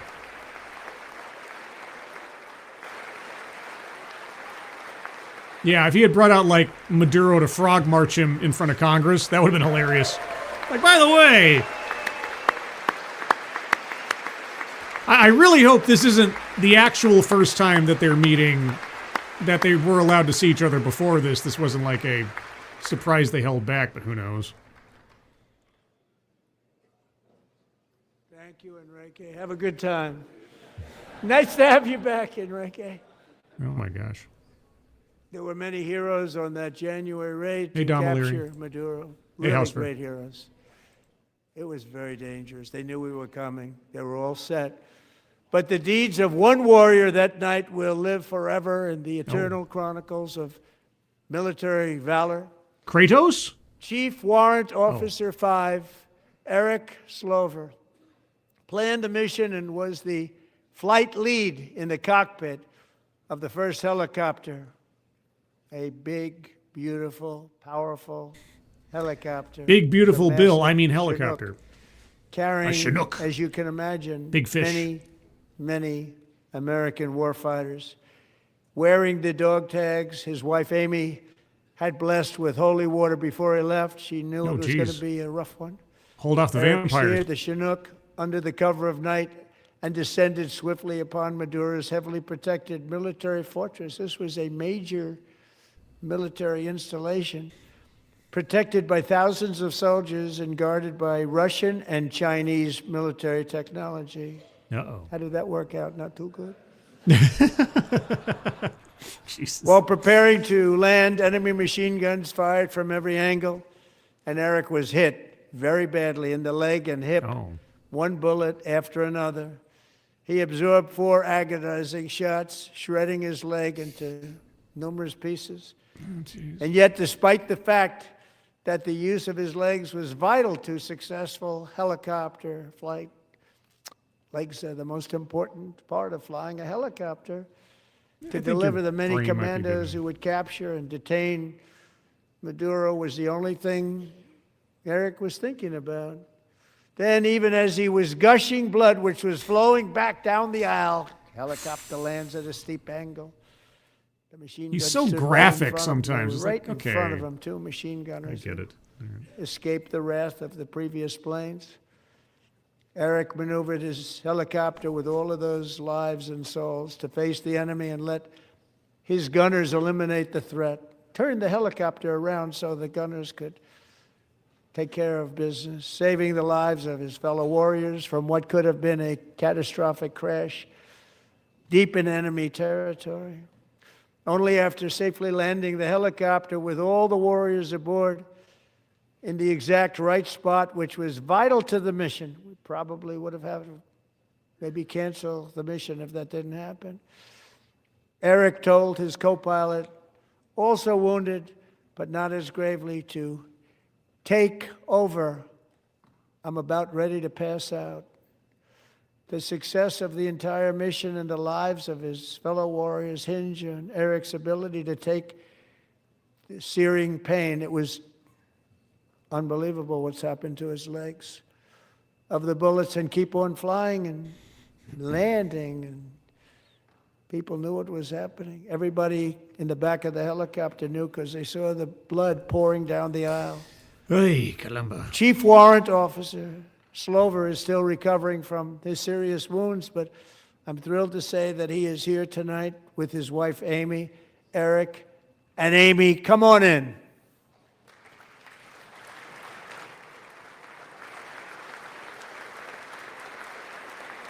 All right.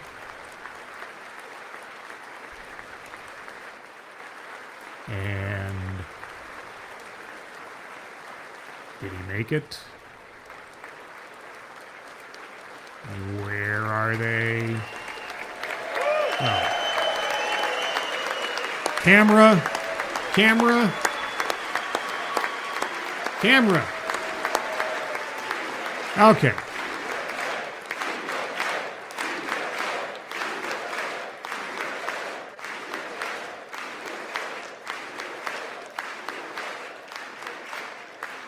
Now, he gets a Purple Heart, right? At least? Or like a Silver Star or So something? we have a surprise for Eric and Amy.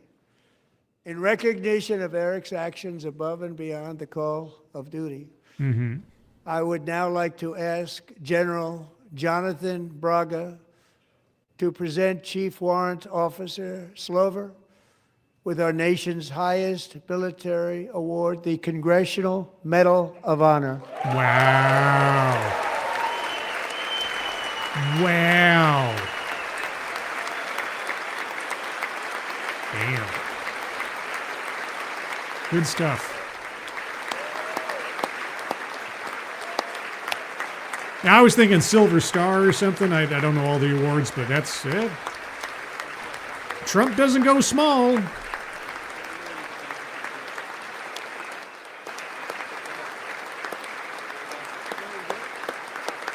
Yeah, but does all of Congress actually approve? It's the Congressional Medal of Honor.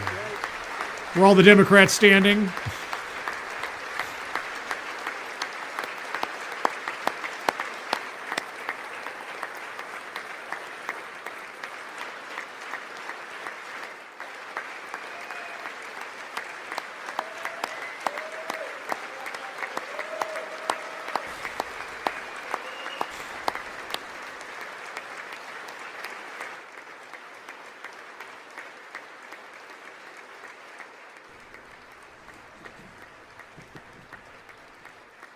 Well, thank you very much, Eric and Amy. Great to get to know you. I met with them and with a lot of their fellow warriors at Fort Bragg recently. You notice the name Fort Bragg. We have it back. We brought it back. We won the First World War with it, the Second World War with it, and then they decided to change the name.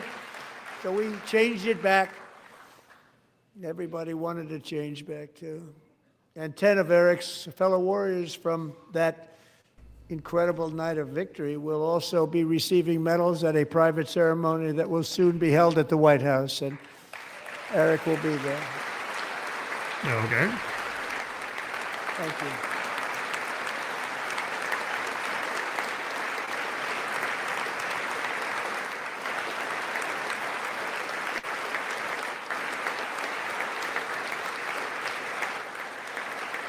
Okay, we're on hour 45, hour 50 on the speech so Thank far, you, Eric. technically. That's a big one. Tonight we've celebrated many truly extraordinary American patriots, but there is one last living legend to honor before we go. Okay. He is one more heroic American aviator. Oh, I Navy thought he was going to fighter say, pilot. me! Royce Williams served in World War II, Korea, Vietnam, flying more than 220 missions. Wow. In the skies over Korea in 1952, Royce was in the dogfight of a lifetime, legendary dogfight. Flying through blizzard conditions, his squadron was ambushed by 7 Soviet fighter planes. It was his first aerial combat of the war, and despite being massively outnumbered and outgunned, Royce led the takedown of 4 enemy jets and almost destroyed the others, vanquishing his adversaries while taking 263 bullets to his own plane and being seriously hurt. His story was secret for over 50 years. He didn't even want to tell his wife, but the legend grew and grew. But tonight, at 100 years old, this brave Navy captain is finally getting the recognition he deserves. He was a legend long before this evening. Royce, please stand up, and I will ask the First Lady of the United States to present Captain Royce Williams with his Congressional Medal of Honor. Hey. Oh, that's who was sitting next to her. I thought that was the... Okay. Wow. Wowie, wow, wow. Oh, man. Yeah, he got caught on his other medals. Oh, boy.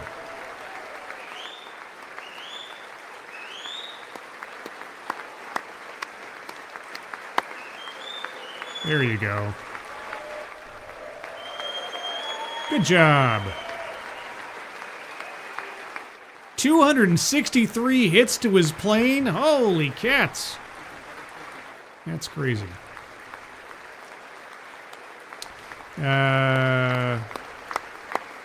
Reward me for what? Wearing my fuzzy robe to watch Trump speak? I mean, I guess that is medal worthy. Maybe.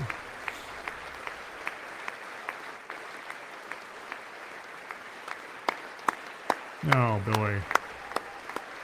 Okay. Well, at least the Democrats are standing for that one. They can't complain about the Korean War anymore, can they? Or Vietnam.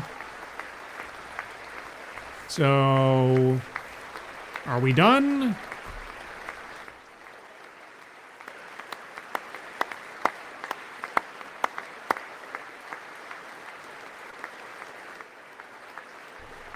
100 years old, man. Good job. Good job.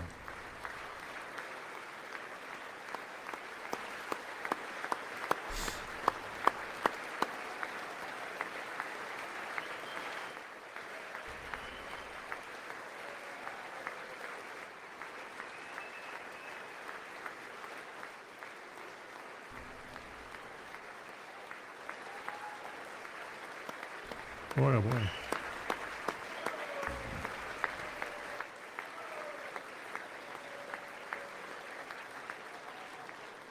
Thank you, Royce, and thank you, Eric.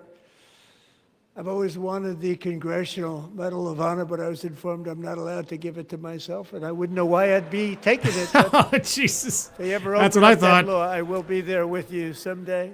Oh, boy.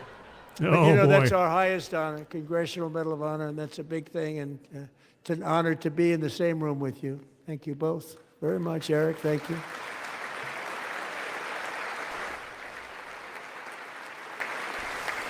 Okay. Not trying to diminish the recognition, but almost 2 hours sitting still. I'm getting a little stir crazy here. Thank you.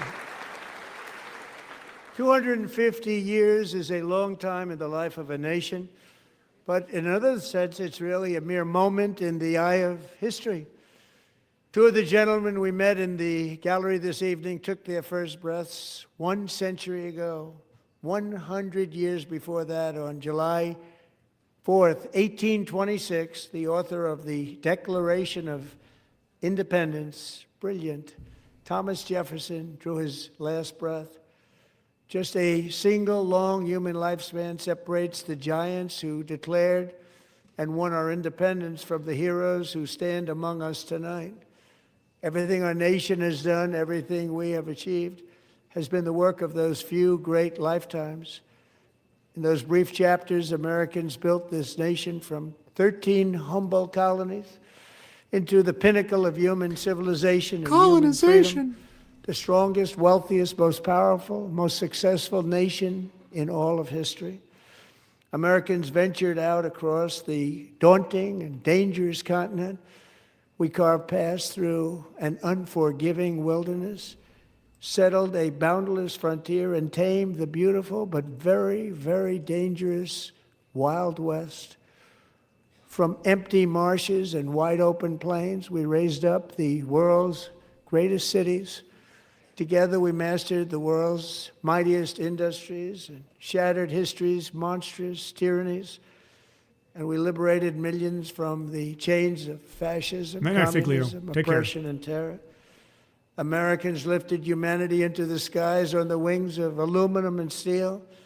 And then we launched mankind into the stars on rockets powered by sheer American will and unyielding American pride. And imported German scientists. With our ingenuity, we captivated the planet with American culture. And now we are pioneering the next great American breakthroughs that will change the entire world. Mm-hmm. All of this and so much more is the enduring legacy, unmatched glory of the hardworking patriots who built and defended this country and who still carry the hopes and freedoms on all of humanity's backs. For years they were forgotten, betrayed, and cast aside. But that great betrayal is over, and they will never be forgotten again. Because when the world needs courage, daring, vision, and inspiration, it is still turning to America. And when God needs a nation to work his miracles, he knows exactly who to ask. There is no challenge Americans cannot overcome, no frontier too vast for us to conquer, no dream too bold for us to chase, no horizon too distant for us to claim. For our destiny is written by the hand of providence, and these first 250 years were just the beginning. From the rugged border towns of Texas to the heartland villages of Michigan, from the sun-kissed shores of Florida to the endless fields of the Dakotas. Who wrote this speech? And from the historic streets of Philadelphia to right here in our nation's capital, Washington, D.C., The golden age of America is upon us. The revolution that began in 1776 has not ended. It still continues because the flame of liberty and independence still burns in the heart of every American patriot. And our future will be bigger, better, brighter, bolder, and more glorious than ever before. Thank you, God bless you, and God bless America. There you go. The end.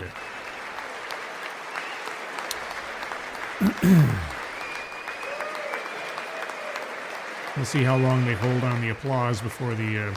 Because the White House feed usually cuts out pretty early. It usually doesn't linger, but you never know. I mean, it was a good speech or a good presentation, I suppose. As entertaining as it always is, because he's just like ragging on the Democrats and all. A lot of promises, a lot of my plan, Congress needs to pass and so on, which isn't, uncommon for these deals. So, as a State of the Union, I always appreciate a State of the Union that is brutally honest in saying that there's things that still need to be done or things that didn't go right in the previous year. You don't usually hear that. Nobody wants to, highlight their failures or something or what they still have to work on. But I usually think that's more a mark of sort of more credibility and honesty elsewise. But, I mean, for a Trump speech, especially that last part, whoever wrote that bit, good job.